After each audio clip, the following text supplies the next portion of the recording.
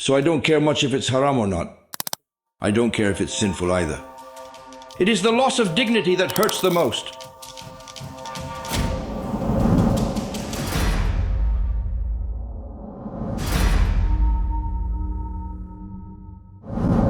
In the new episode of You Can't Ask, we are with Etham, a former loan shark. Welcome, Etham. Thank you.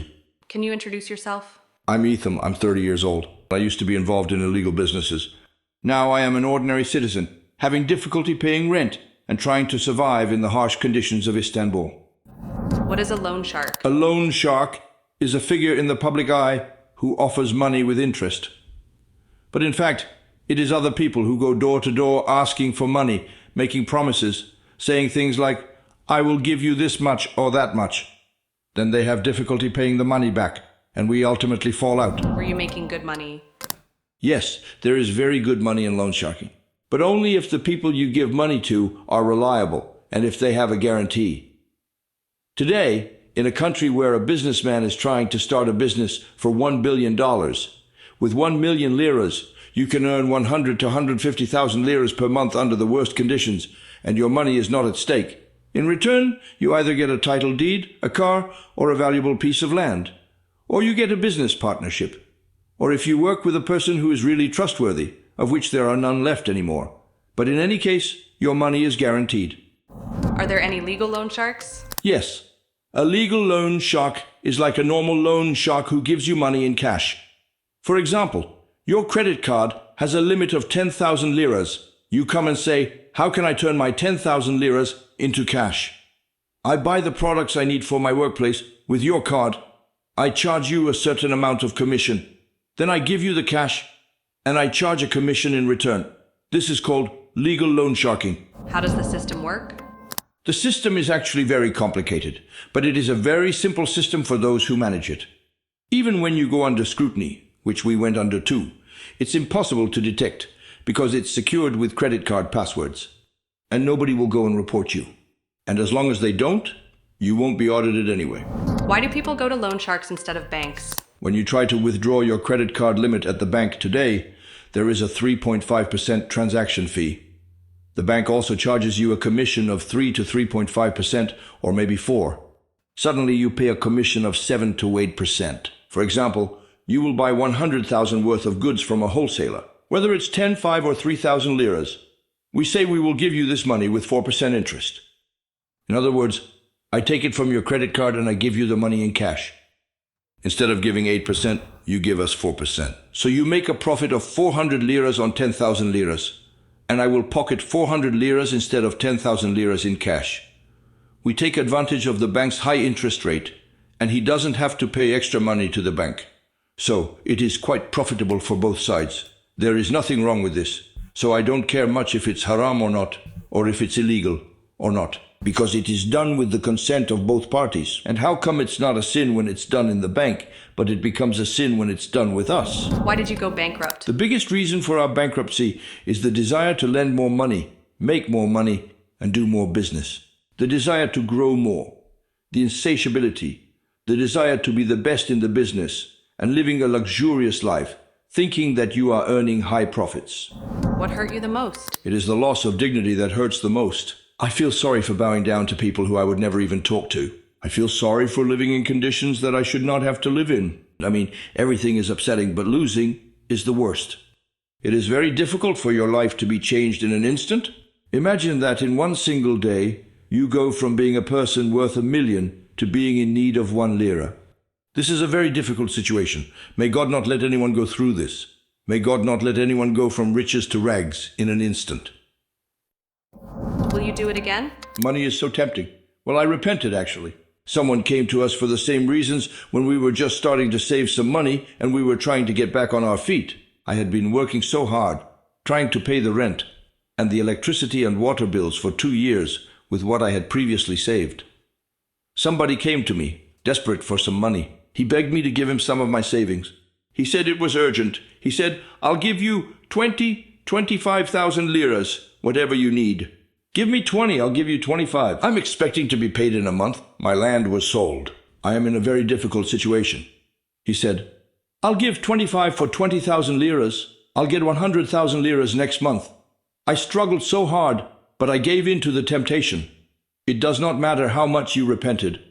I gave the last bit of money I had to this man, hoping that I'll get 25,000 liras for 20,000. I didn't get that either. We had to take his father's house from him. For 20,000 liras, he lost his father's heirloom house. But life is cruel. If you want this money, you will pay it back. Nowadays, no one gives anyone a dime. You don't get something for nothing. That's not how it works. People were doing good deeds in ancient times. Now there is none. If you receive this money, you will pay back either with your property or with your life. Not paying is not an option. Or like us, you will have to leave and start from scratch.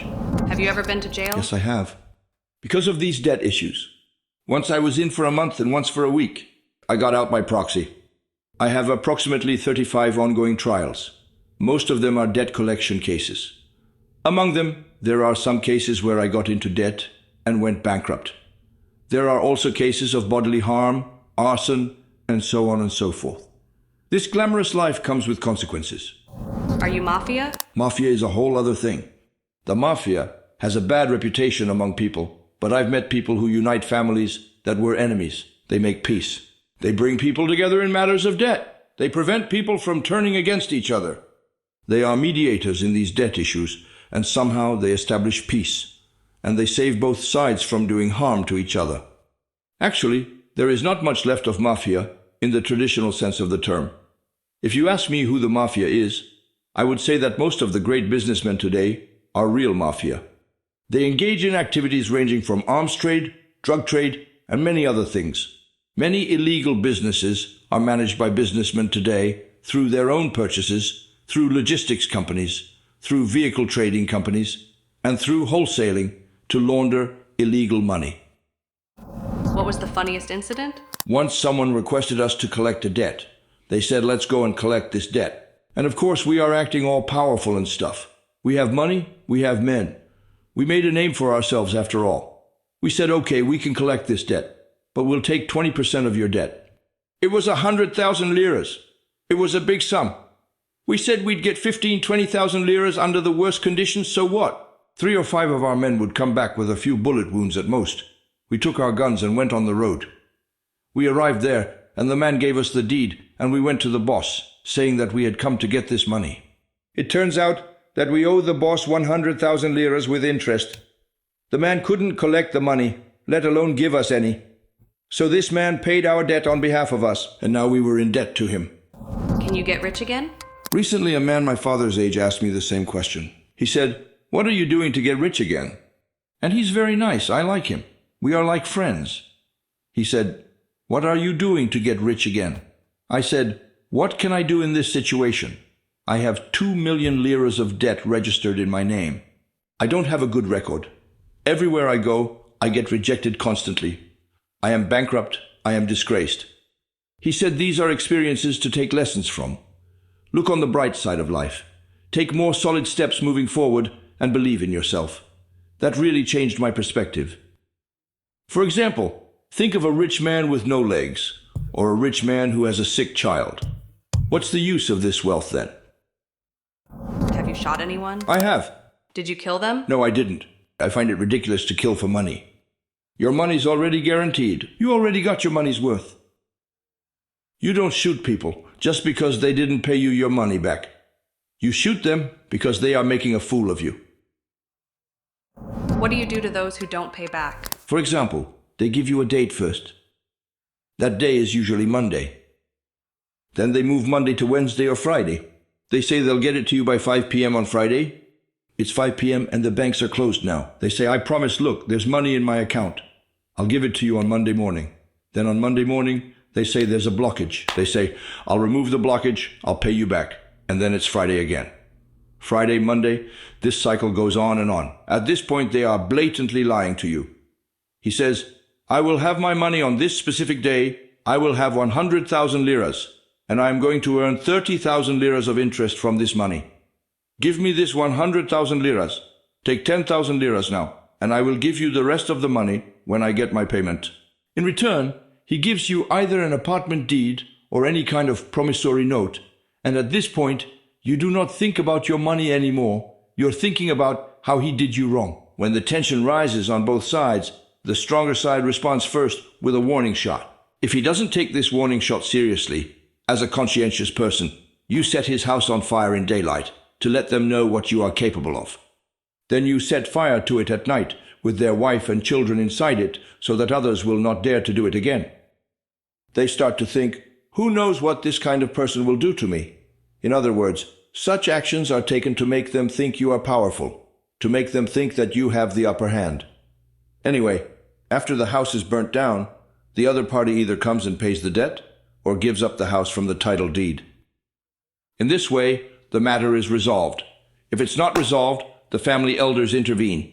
They reconcile and resolve the issue. Ever owed a loan shark? I have borrowed money when I was in need, or when we did extra work. When we did extra work, for example, 0.5 per day, like 5 liras for 1,000 liras. You get this money for a few days. This actually seems like a very simple rate to people. But this is an interest rate that corresponds to 15% at the end of the month. You say, what the hell? I'll take 10,000 liras. I'll give 50, and I'll earn 100. It doesn't matter. We have condemned ourselves to 15% per month because of this daily interest. On top of this 15%, when they realize that there is an urgent need for this money, loan sharks take advantage of the situation. There are loan sharks who deal with people. And then there are people who we call intermediate loan sharks, and then there are bigger loan sharks who give money to loan sharks. They do not deal with people. They mostly deal with bigger sums of money. However, they are also after 30% per month. You have no way of understanding this when you are deep in it, because you think you are making money. But in fact, your expenses increase as your income increases. And since you will pay this interest later, you don't see it as a problem. The biggest reason for our bankruptcy is to mistakenly think that, oh, it's just an interest of 0.5% or 1%. Of course, these violent incidents happen to me too. Finally, I saw that there's no way out of it. I don't think it is necessary to kill people for money. How did you start loan sharking? So it started like this. We started on the advice of a friend with some money we had saved before. It started with card loan sharking at that time. We said, let's do credit card business. We started with 100,000 liras when he promised us a great amount of money. More precisely, we started with 50,000. We took an extra loan and made it 100. We made very good money for 6 months. Then we realized that we were actually being deceived. We started earning less and less money, and the people we trusted did not pay us back. We got too ambitious, always hoping to earn more. Is this a family business? This is not a family business. It's a business you do with a family. Because you need to stick together in this business, you need to be a group, because you can't trust anyone. It's big money, and in order for you to get the upper hand, your family has to support you so that the other party knows there is someone that will continue this business when you are gone. Isn't it a sin? I think it is relative whether it is a sin or not. For me, for example, backbiting is a bigger sin. You invited a gigolo here to this show. You talked about his former partners.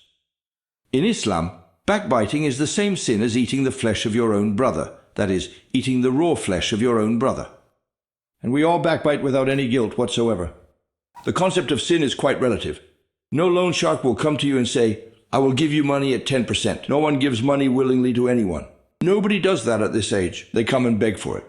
And you think you are doing a favor. But yes, this is called interest. You gave 10%. Okay, it's called interest, but you give it with the intention of doing the other person a favor. And I don't think it's as sinful as backbiting, or I don't think it's as sinful as deceiving a person through religion. We are not demanding anything from him, taking his money, and then leaving him in a difficult situation. It's a mutual agreement between the two parties. Yes, it is a sin, but I don't think I will go to hell for this sin.